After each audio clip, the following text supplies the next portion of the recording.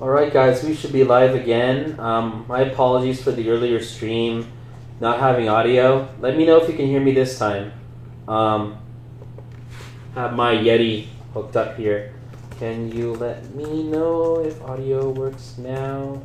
So I'm gonna have to repeat myself a little bit, which I have no problem with. Just make sure everything's up.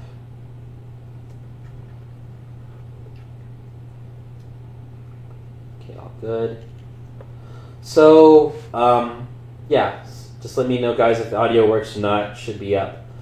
So, lots of changes today with Amazon and its platform, particularly with audiobooks and ACX. So, as of today, March 26, Amazon is not going to allow you, through its Audible program, to receive a royalty for promo codes on books that are approved after tomorrow.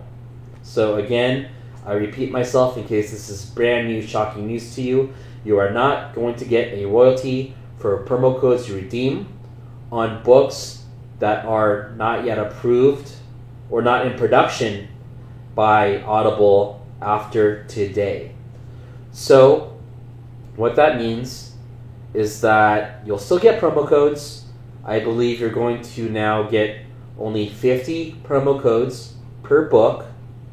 And with that, you'll have access to the first 25, and then you'll need to sell at least 100 copies of the title to get the remaining 25 codes for your book. With that, I want to make a quick clarification. Based on my interpretation of the email, audiobooks that have already been submitted for production and have been approved by ACX are not affected by this change. So if it's been approved and just waiting to go live into the Amazon Audible store, you should still get a royalty sale from the promo codes for those books. However, that's just my interpretation of the email, and that is yet to be seen to confirm that we're going to get royalty sales from promo codes for those books. So time will tell. I know it's going to be a shocking change for a lot of you. A lot of you maybe weren't prepared for this. I will say that it makes sense. It makes sense for Amazon and Audible to have cut royalty sales from books, in that there's a lot of financial uncertainty right now, economic uncertainty, even for a company like Amazon and its subsidiary, Audible. So imagine, Audible has been giving out, through its promo codes, thousands of free books every day and giving royalty sales for titles. Even for a company as big as Audible, they're still bleeding money short term. Now, the whole rationale behind that was that Amazon could acquire narrators and publishers for its platform, incentivize having people ACX exclusive, and have both publishers dedicated to the platform getting paid to publish books, essentially, and also acquire customers with free books. Hopefully then they would like the platform and sign up for a subscription. So in terms of long-term acquisitions, it makes perfect sense for Amazon to take on that strategy and bleed short-term.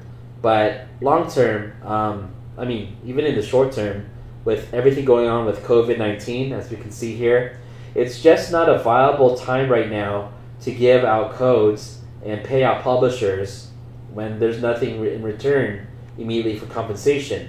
So it makes sense for that program to have cut down. Now, I know there's a lot of publishers who are shocked by this and aren't prepared. All I've got to say is, I am, to one extent, surprised that they didn't give more notice on this change happening.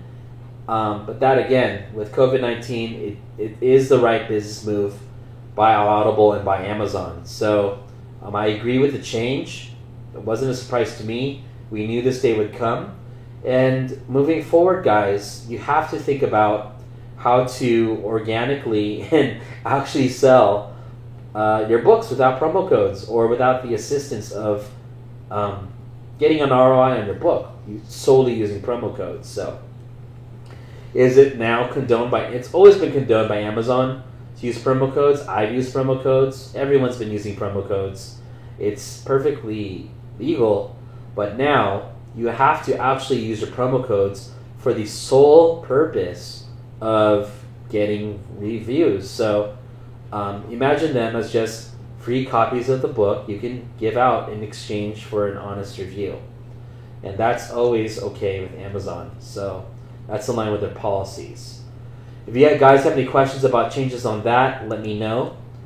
And I can give you more feedback on that or more of my thoughts on what's happening or clarifications on what is happening with codes and the program in general. One last thing I want to mention regarding that before I move on to my next topic for now is that if you have been contemplating going more wide with your distribution base on your audiobooks, I would now say that now is the time to consider either Findaway Voices or Authors Republic. I have had a call with someone in management with Findaway Voices, and I do see the merits of utilizing them for audiobook distribution. Obviously, they don't pay you to use codes, so that's not why you should hop on. But in terms of legitimate reasons to use their platform, you have access to publishing on over 25 platforms using Findaway Voices. And that's something that also includes publishing on Audible. So in that regard, you aren't compromising yourself with being able to still be on Audible. That being said, especially with Audible not being Audible exclusive, you're going to get a less of a royalty share from your books and with the platform you're deciding to partner with to publish your books. But there is still potential with making a good amount of sales with other platforms. So especially if you want like library distribution, distribution with platforms other than Amazon and Audible, consider Findaway Voices. With Authors Republic, to my knowledge and my research and feedback from colleagues, Authors Republic simply uses Findaway Voices to distribute and publish audiobooks. They, out of all the platforms that Authors Republic utilizes, in addition to Findaway Voices list, they just add 2 more platforms on top of that. 2 obscure platforms that really don't make a lot of sales volume for publishers. And on top of that, since they do use Findaway Voices takes a cut of those sales. And then on top of that, Authors Republic takes another cut on top of your sales. So if we're talking pure math, if they just use the same platforms as Findaway Voices and they take a cut on top of them already utilizing Findaway Voices, you'd just make more money directly working with Findaway Voices. So that's not even opinion, that's just mathematical fact that, generally speaking, I mean, there could be exceptions and unicorns out there, but you're going to be better off publishing wide with Findaway Voices than Authors Republic. Now, am I saying that you're guaranteed to make more with Findaway Voices? I'm not saying it's guaranteed, it's just mathematically logical. You are going to make more money. And am I going to say that Authors Republic is a bad platform? I am not saying that. I'm not making a blanket statement about Authors Republic. They're probably a great platform with very responsible and responsive staff that take care of their publishers. So that's what I would recommend for any of you that want to dabble into being beyond Audible exclusive. And if you have any questions, guys, like again, don't just watch this just to hear me out. Like, I'm here to answer your questions and get interactive with you, get to know you better, say hi, say bye, say hello, say F off. And I'm here to answer your questions and help you out, especially in times like now with the whole COVID-19 crisis. Let's help each other out and make some money. So that's what I've got to say. Other than that, as of today, and this is pretty much public knowledge, and I'm allowed to share this, I was able to be granted the privilege to speak with Dave Chesson today. Dave Chesson is the Amazon database through its analytics, and through its analytics, you're able to better conduct keyword research and evaluate the viability of keywords that you're researching on Amazon. I personally find them to be a great tool for assessing what categories should I add my book to. You should always add all 10 categories possible for a book in order to maximize your visibility. And along with that, Publisher Rocket is great at scraping up keywords for manually targeted campaigns. So for a related keyword, it can scrape up literally thousands of possible phrases that you'd want to use for a campaign. And if you're smart, and I teach this in my course, and I'll just tell you now how it works. If you do a manually targeted campaign, set the bids really low, believe it or not, you're going to find some weird keywords that could bring you sales. But when you're running thousands of keywords on bids, you want to keep the bids low and just see what comes out with what's called low-hanging fruit.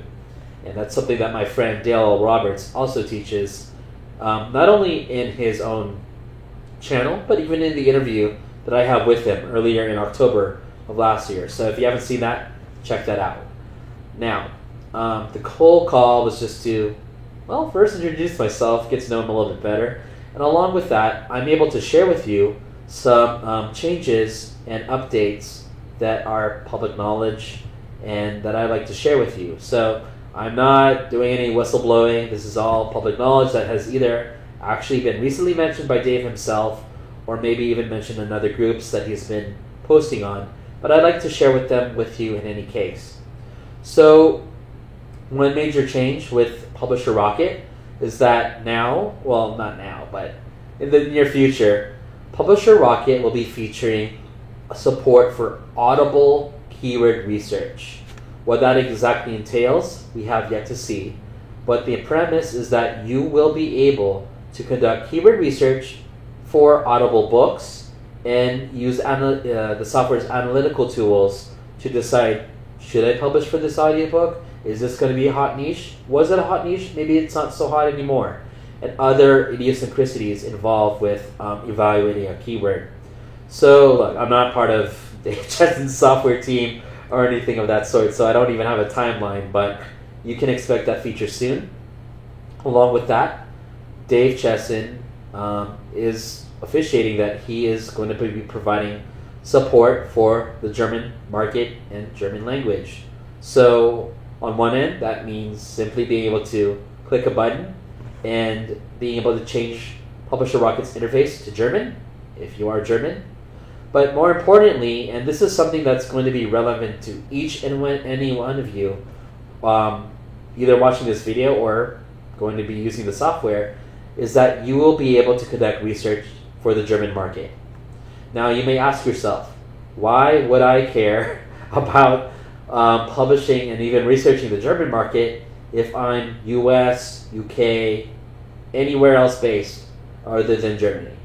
Well, let me tell you why.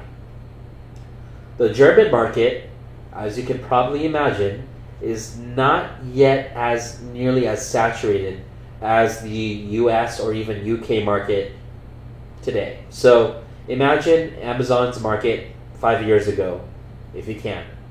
Amazon's market 5 years ago had much less competition when it came to keywords, ebooks, and even ads were a lot cheaper to run with Amazon ads in the whole entire site. So, I was publishing in 2017, and with Amazon ads, you could put out ads for 10 cents a click and get a good campaign going and get to be on page 1 of search results. And for most keywords nowadays, that's simply not possible with everything being so much more competitive in the whole global market. But now, with Amazon being global, there's opportunity in other geographic locations, such as Germany, for you to have opportunity.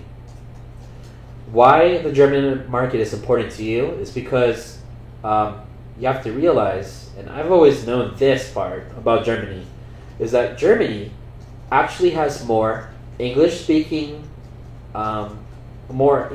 population than it does its German-speaking population. And Dave clued me in on this, that Germans have to learn compulsory English as a second language through high school. And as such, especially the younger population, read English books all the time. So, while not as quite as large as the US market, if you're looking for options on low barrier entries to market, consider publishing for the Amazon Germany market. That even means publishing books in English. I'll tell you, I have looked into translating books into German. It can cost as much as literally 4 cents a word. But German is such a complicated language. Not being racist, my last name is Rothenberg. I'm part German, for gosh sakes. Rothenberg is a city in Germany. But you can even look up funny YouTube videos on this. But simple words can be very complicated vocabulary in German. So, I don't even want to go there. But basically, you consider publishing in English for the German market. Look for opportunities to find keywords that are popular worldwide, especially in the US and UK store. Maybe not as saturated in the German market, and be the king of the German market over time. So guys, I know there's plenty of you here on YouTube. We have a lot of participants. Let me know what your thoughts are so far, how you're coping with all the changes going on. I think I just need to refresh, and we probably have a lot of questions here. I've been neglecting them. So I'm just going to refresh my chat here, guys. Bear with me while you look at my own dashboard. Awesome. So we have, as I predicted, a chat going on. Eddie, how's it going, Eddie? So we've been talking a little bit. Glad that you are here too. You've got Publisher Rocket, and it's going to be popping off soon. Publisher Rocket's an awesome tool. I'll be perfectly transparent. I'm not a big fan of revenue prediction calculators. Don't take it personal, Dave, if you're watching this. Just because I know that there's a lot of metrics and a lot of variables that can go to possible revenue projections. And so oftentimes projections can be really off. And Theo, welcome to the channel, man. And thanks for signing on. Yeah, no more trash audios. So, I'm not here to take shots at anyone or any courses or any course creators, blah, blah, blah. But let's be honest. There's been a lot of publishers outright abusing the system with publishing audio solely for the purpose of redeeming codes. So what I will say and what I can trash are keywords that have been exploiting codes with just idiosyncrasies with the platform. So I'll give one away just because it's not going to be effective anymore. I've never done this. I've seen plenty of people do it. Meditation books. Oh my God, guided meditation. Imagine someone talking very slowly for meditation. Because someone can talk very slowly for the narration of a meditation book, you can have something as short as 5,000 words stretch out to over 3 hours. And if you look at the economics of that, okay, you can find someone to produce the book. Okay, well, first, you can find someone to write the book, probably for like $100. As we know, publishers like this take shortcuts. Produce the book for $100. You have someone produce it for like $150 for narration for like 3 hours. Production cost is $250 plus the cover, $255 because the cover costs $5 if you're going low end. And then if you redeem 200 codes for an audiobook that makes you $4, that's $800 minus $255. You're going to make a significant net profit for every book that you pull this shit on. So, can you see, guys, why it's been known in the circle? This is what's called trash audiobooks. Now, am I saying that I've never used codes? Everyone has used codes. I've redeemed hundreds of codes. It was perfectly condoned and allowed to use codes. It was literally on the dashboard on Audible to use promo codes. So everyone's used them, and you were supposed to use them. However, because publishers and internet marketers are very crafty people, people have found creative ways to produce books in an inexpensive manner and find workarounds and exploit the system. So that's what's going on with audiobooks and what has gone on. And I already know, just from hearsay, a lot of publishers are ceasing the production of audiobooks just because they were entirely reliant on codes. And I can see a lot of publishers dropping out just because they were so dependent on using codes, couldn't actually utilize organic sales. So, sucks for them. Not really. That's what they deserve. They're lucky to not just get outright banned from Amazon. Will ACX terminate these accounts? Dave, it's going to be my speculation. The fact is, I don't know. At the very least, and there's been multiple instances of this, that you're going to get your codes taken away from you if you abuse them, and if there are not substantial organic sales coming from your books. It's like, why should Amazon pay you for redeeming the codes if you're not bringing them real sales to their system? So, yeah, it would not make business sense, right? If you fronted someone $100 to sell vitamin C pills, but then you gave away all these free samples, but your dealer is not gonna be bringing you vitamin C business. Like, that's not a very good drug dealer for vitamin C, right? So yeah, and you have to go to your account to see the message. So that's really important to mention as well. Go to your account if this is a shock to you watching this. Yeah, Alvaro, it's not in your email. Well, it wasn't my email.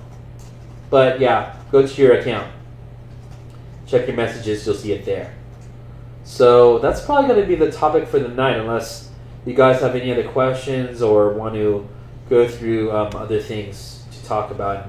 We have a lot of you on the stream, so if you're just tuning in, a lot of changes happening with ACX.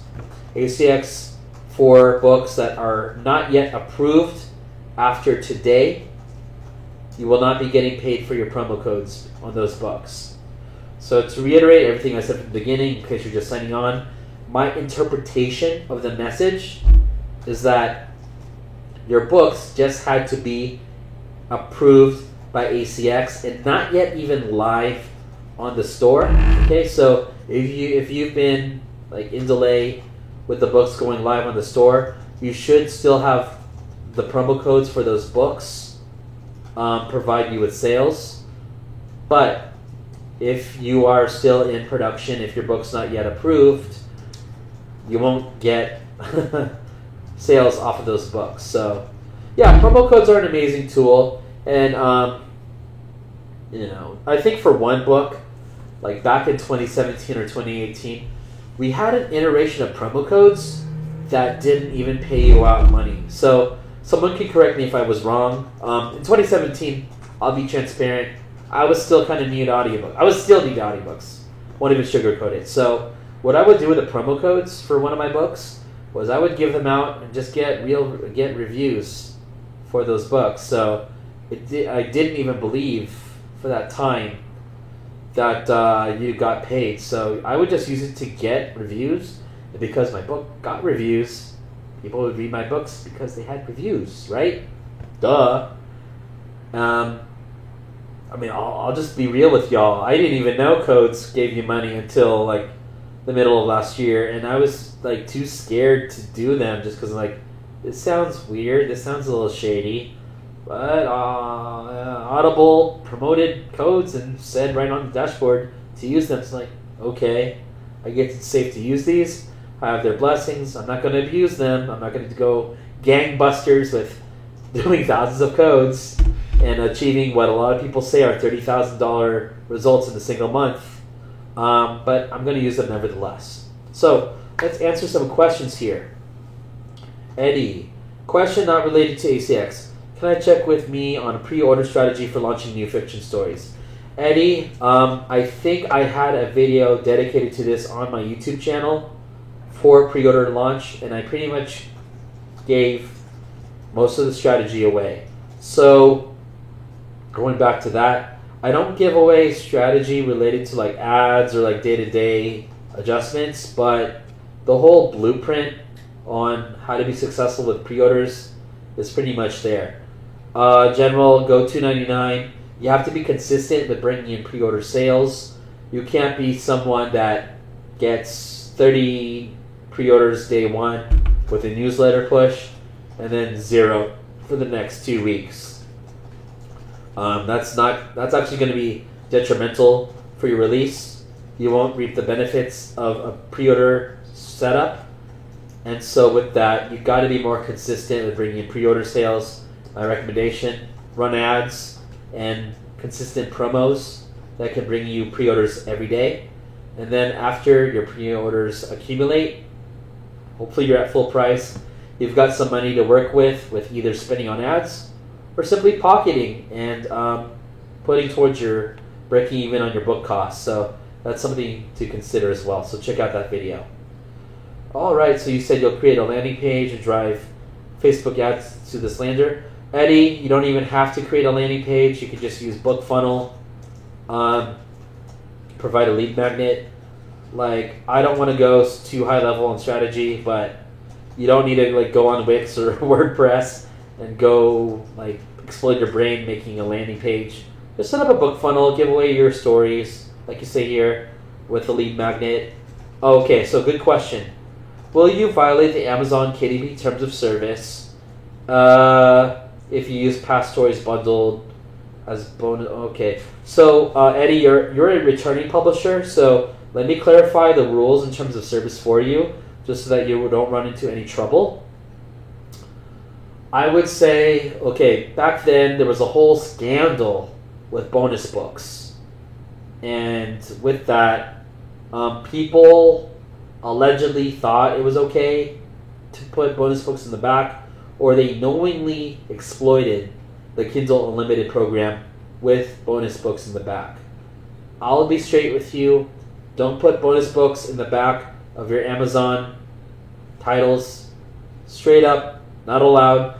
You're allowed up to 10% of your book's length to provide bonus material. But even I don't mess around with that.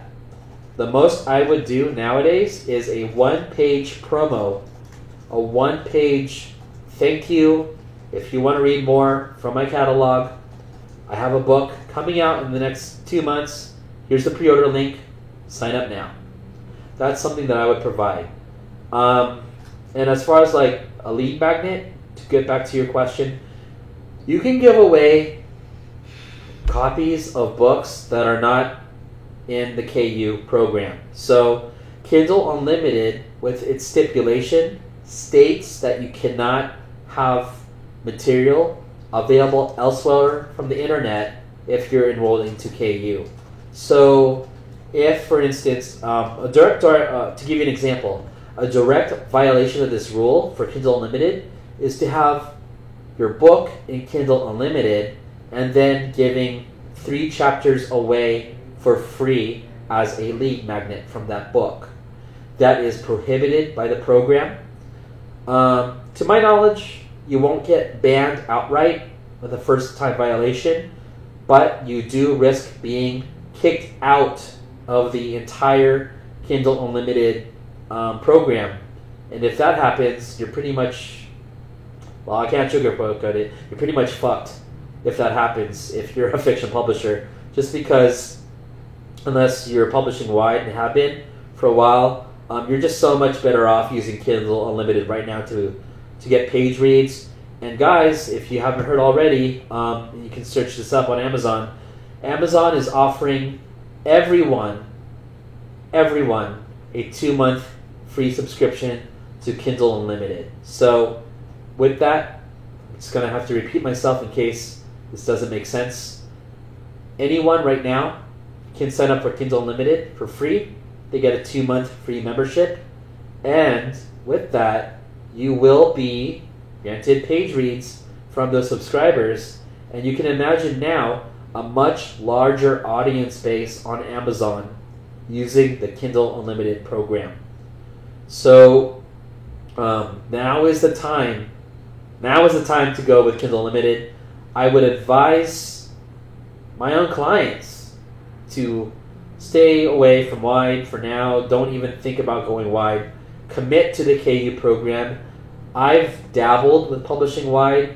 I didn't see great results publishing my fiction books wide, and I would wholeheartedly recommend you to stick with KU. Do I know people that are doing fine wide? Yes, I do. I even know them on a first name basis. I'm one Facebook message away from people who have done fine with wide. But for newer publishers, go KU. Sebastian Palazzi. After this, will the Bobby Kim audiobook course still be relevant? So, without giving away the materials of his course, because I respect paid products to an extent, a lot of the infrastructure taught by his course taught the best way of distributing codes with a platform. And if you already were publishing audiobooks, that is going to be a lot less valuable. It's still valuable if you're working with like reader groups and newsletter groups and such. But if you were like intending to use codes solely for the purpose for getting sales, and that's the only reason why you'd want to like use that platform, then there's a lot less incentive to buy that course. Now, does it teach you the basics of audiobooks? Of course it does. Does it teach you how to upload audiobooks? Yes. Does it teach you strategies on how to market audiobooks and do so in creative ways? Yes. In fact, I have lessons of my own in the course, I think, that are still in there. And so what I would advise is, if you're considering publishing audiobooks and you're entirely new to publishing audiobooks, take a look at the course, maybe talk to the course creator and consider it. Otherwise, I would say, from my opinion, not fact, it's not the law of the land, but if you already know how to publish audiobooks and you're doing okay, there's less incentive right now as of today to buy the course unless more innovations and lessons are made. So that's my opinion. Look, I have every right to state my opinion, and I'm vested in that course. I was a part of it. I helped make a few lessons for at least, I think, the first iteration. So don't know if my lessons are still in there, but that's my honest opinion. So yeah, thank you guys. Just trying to keep it real. So not disparaging anyone, not talking shit, but just keeping it real. And hey, I was a part of making that program initially, so I have I have no incentive to trash it, right? No incentive to trash it. So yeah, glad you guys appreciate it. So Alvaro, you just logged onto your E6 account. You don't see any new messages nor any information regarding the new promo codes policy. Oof, sorry to hear that. So maybe it's different if you're not US based. Maybe that announcement is delayed, but that's what we've all seen. I just got it as well. I don't know what to say. The Audible office is closed right now. I mean, they have limited phone support, but that means I can't even call them. And the only way to reach out to them is email. As such, there are going to be service disruptions. And if they have delays in making notice of this to other geographic territories, I would not be surprised. But Alvaro, if you didn't hear it here first, you're going to hear it on every other publishing channel that is up to date with giving you news on audiobooks and Amazon. I think Dale L. Roberts has spoken about it as well. It's probably big news in the Mickelson twins', I don't know about their channel, but at least in their, Facebook group, that there's probably notice of that as well. So I don't know if you're in that course or not, but if you are, check the group and maybe there's some details about that as well. So yeah, any other questions, guys? I still have a lot of strength to keep streaming here, and I love talking and helping you guys out. So I know we have 13 concurrent viewers. We've only been here 35 minutes in. I can go another 30 minutes easily. So let me know what you guys need help on. Anything with keyword research, audiobooks, how to move on with the future. Fan questions, fan mail. I'm just joking. What else do you want to know? So, and the promo code tab. Thanks, Theo. So the news should be there. So, yeah, what are you guys all up to? Where are y'all from, and how's everything right now with the lockdown, with the coronavirus? Like, it looks like a video game here. Like, it looks like Call of Duty with that stage with the chemical plant. I'm gonna mispronounce this. Forgive me, but Chernobyl, right? Where the whole place got evacuated after nuclear fallout. That's what outside looks for me here, where I am. Okay, Dave, so am I saying audiobooks in review will qualify for 200 codes? Audiobooks that have been approved by ACX but that are not yet live in the store will be eligible for 200 codes that will pay you out. Now, that's my interpretation of the message. I'm not Amazon staff, I'm not Audible staff, but that's how I interpret the message. So if I'm wrong, please don't come back and shoot me. I could be wrong, but that's how I've interpreted the message, and others as well. So you should be in the clear if your book has been approved but not yet live in the store. If you missed the cutoff, sorry, man. Sorry.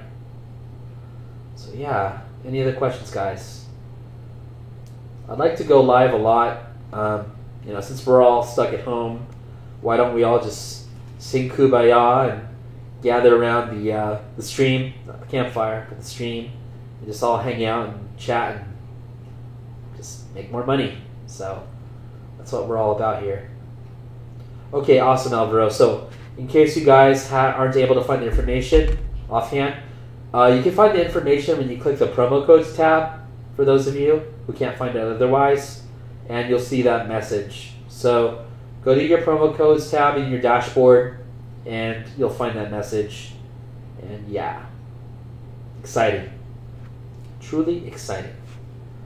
So, yeah. Any other questions, guys? Fire away. Don't be shy. I know there's a lot of lurkers here.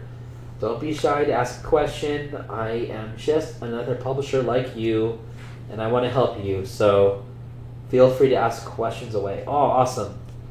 All right. I have to repeat myself a little bit. So for those of you who are just signing on the stream, I'll reiterate a few points real quickly so I don't bore those who have been on since the start. Mark, the updates for Publisher Rocket, you'll want to watch earlier, but to put it in a nutshell, number one, there will be support for keyword research on Audible. Number two, there's going to be support for the German market, including English books on the German market. A lot of opportunity, a lot of English speaking, English reading people in the German market as well. Don't miss out on that. One thing I also didn't mention is that you'll be able to track categories and track keywords with historical performance over time. So if you want to evaluate how hot a category or keyword is, you'll be able to do that with Publisher Rocket. We're working on that tool right now. When that timeline comes along, I'm not Dave Chesson's head honcho. I am not part of his software team, so that's for Dave and his team to determine. But officially, that's what's been publicly put out, and the features will be coming out soon. Jill, Ontario. Love you guys in Canada. Yeah, things are limited. Second train derailment in 2 weeks. That sucks to hear. Oh my gosh. I used to live in the Bay Area, California, and we have a subway system called BART. And, people can get either seriously injured or a lot of times even killed in train derailments. And I've been lucky enough to not have that happen, but Oof. That sucks, and my condolences. And yeah, over here, things are really limited. All the hotels, all the restaurants, everything's closed. So I think we're all in a similar situation with being on lockdown. So Eddie, okay, good question. This is a question that I like.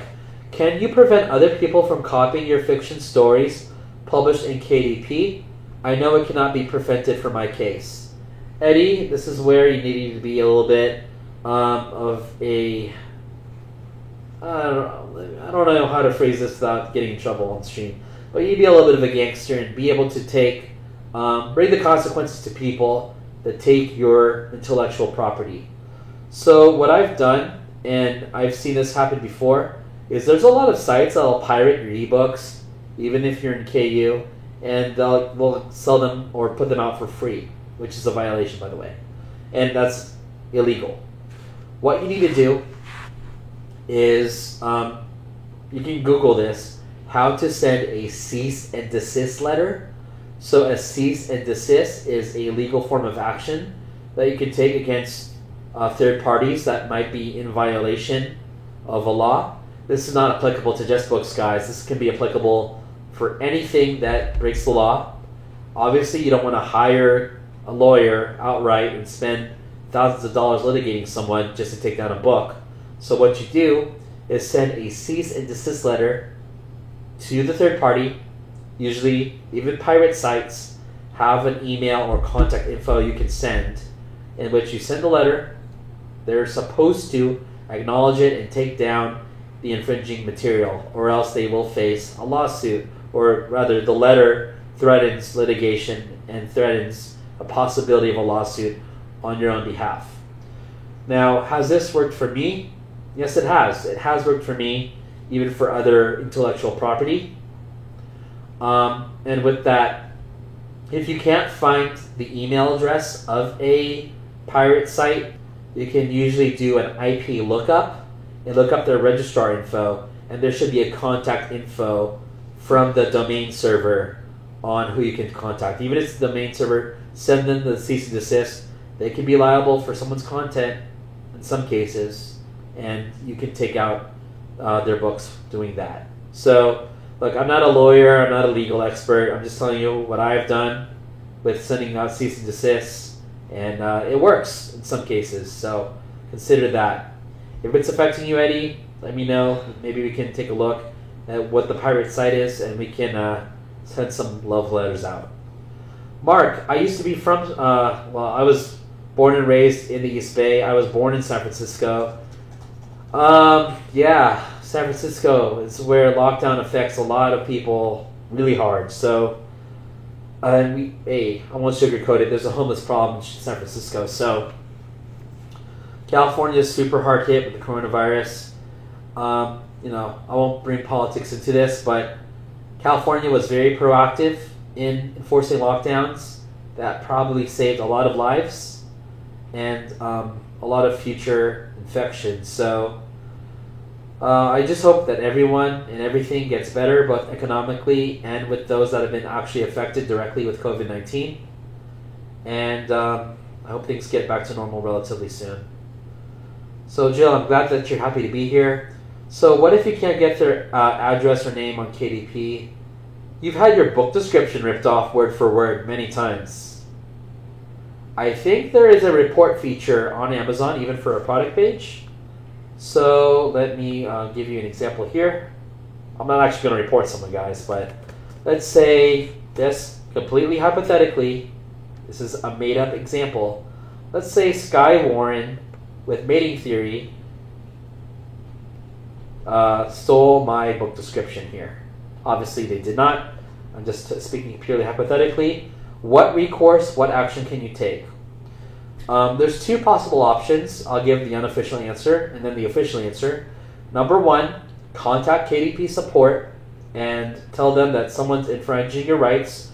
There is an option in KDP support within the help section to report infringing rights. So whether that's a trademark violation, intellectual property, or even someone stealing your book description, consider that.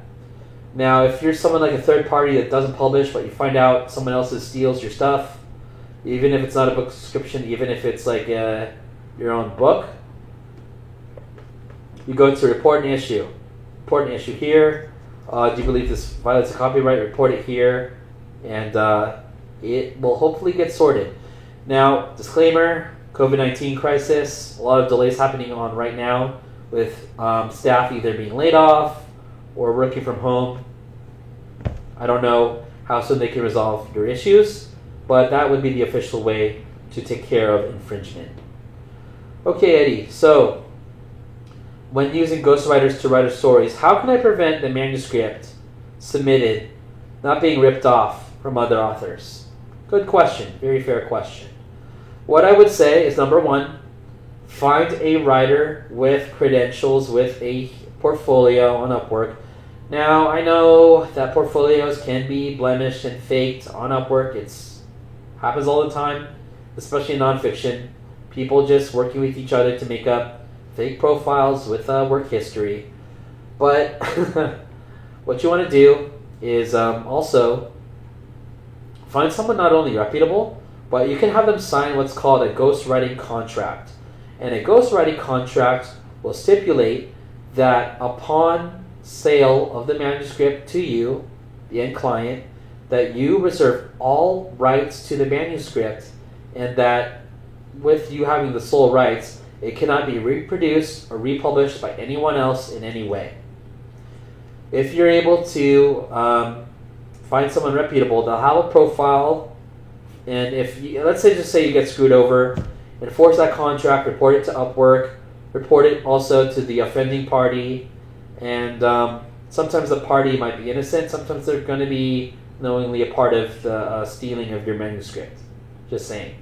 Report it over to everyone involved and get that sorted. But legally, you're supposed to have the ghostwriter sign an agreement. Has this been an issue for me? No. I usually work with good writers that don't pull that shit on me. And number two, you can also work with ghostwriting companies. Well, some ghostwriting companies. The reputable ghostwriting companies will always give you a certificate of ownership for your work to certify that you are the rights owner.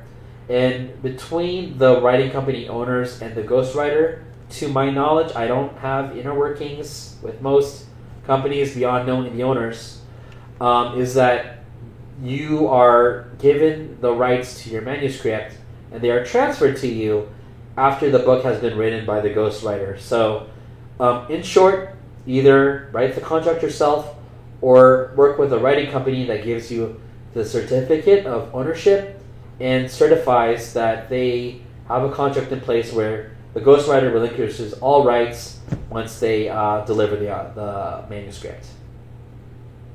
Awesome, Jill. Awesome, Eddie. Okay, guys, I think I'd like to keep talking. We need more questions coming in. We're almost an hour strong, but I am more than ready to handle more questions. So let's see who we've got here.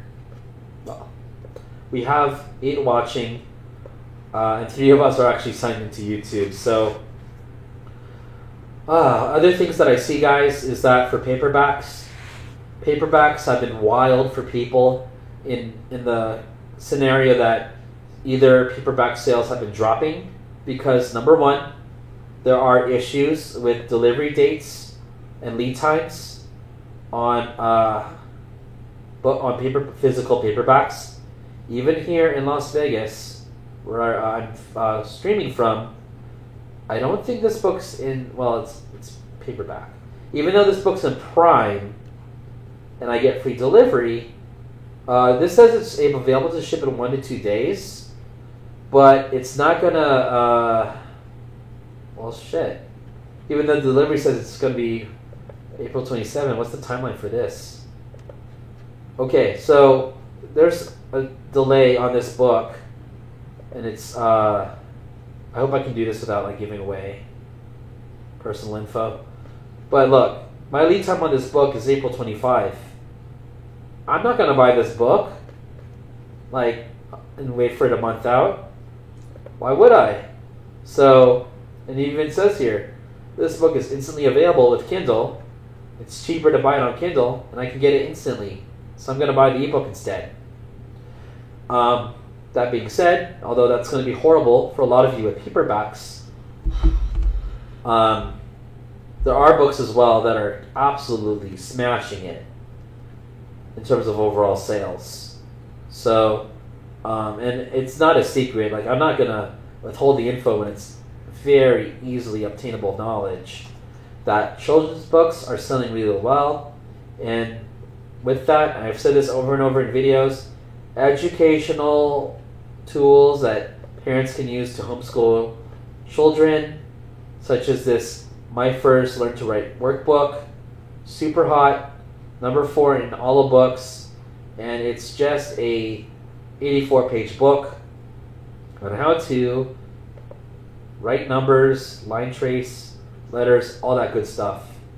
So if you want to be in the kids niche, now's the time. Now that being said, like, not everything is black and white. This won't restock until April 8th. That really blows. That's probably why the rank dropped from number 1 to number 4. And lead times can vary from geographic location to location. So this book could be giving me a lead time of as soon as next week, even though we just saw another book that would have a 1-month delay. So if I try to check out with this book, I'm going to see a much shorter lead time. See, I can get this book with free Prime delivery by Sunday. And today, at the time I'm filming, it's only Thursday. So yeah, I would buy this book if I needed it. But I'm not going to buy Mating Theory. It's not going to be here by April 25th. So I think that explains itself as to why paperbacks can either be doing really well or dropping, usually due to delivery times and lack of availability. So guys, unless there's other questions, I think that's going to be it for tonight. I should probably give more notice before I go live on stream, but in any case, just happy to be live. If you are watching this after the live stream, please leave a comment below, like, subscribe. Please feel free to watch my other videos and other past streams, and I will see you later. Take care.